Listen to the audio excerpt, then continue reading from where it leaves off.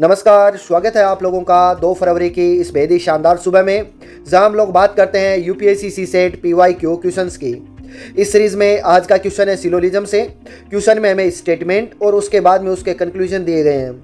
हमें यहाँ बताना है कि दिए गए स्टेटमेंट से कंक्लूजन निकाले जा सकते हैं कि नहीं निकाले जा सकते हैं। सबसे पहले हम फर्स्ट स्टेटमेंट की बात करते हैं, जिसमें मेंशन है कि सम रेट आर केट्स। हमने यहाँ देखा कि सम रेट्स आर क्या है, केट है।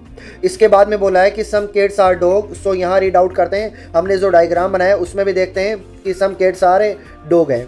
देन उसके बाद में बोला है कि नो डॉग इज काऊ। यहाँ हमने देखा कि डॉग और काऊ का सर्कल दोनों अलग अलग हैं और दोनों कभी भी नियरेस्ट नहीं हो सकते। इसके बाद में हम लोग चलते हैं कंक्लूजन नंबर फर्स्ट पे। कंक्लूजन नंबर फर्स्ट में बोला है कि नो काऊ इज केट। इसका मतलब ये कह रहा है कि काऊ और केट के बीच में इस तरीके का रिलेशन होना चाहिए। हमने देखा कि केट का सर्कल ये रहा, काऊ का सर्कल यह है, इसके बीच में इस तरीके से दोनों के बीच में क्रॉस रिलेशन नहीं है।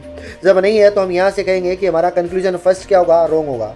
इसके बाद में चलते हैं कंक्लूजन सेकंड पे, जिसमें मेंशन किया गया है कि नो डॉग इज रेट। यहाँ से कहेंगे कि डॉग और क्या है कि रेट के बीच में इस तरीके से रिलेशन होना चाहिए। हमने देखा कि रेट का सर्कल अलग है और डॉग का सर्कल बिल्कुल ही अलग है।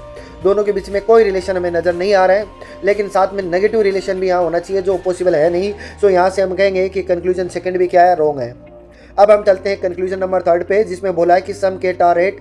यहाँ से पूछा गया है कि सम केट आर रेट। हमने देखा कि केट और रेट के बीच में कुछ कॉमन एरिया होना चाहिए।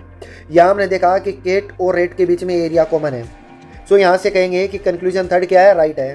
तो इस बिहाफ पे हमारा ऑप्शन सी राइट होगा, जिसमें मेंशन है कि only conclusion third is right.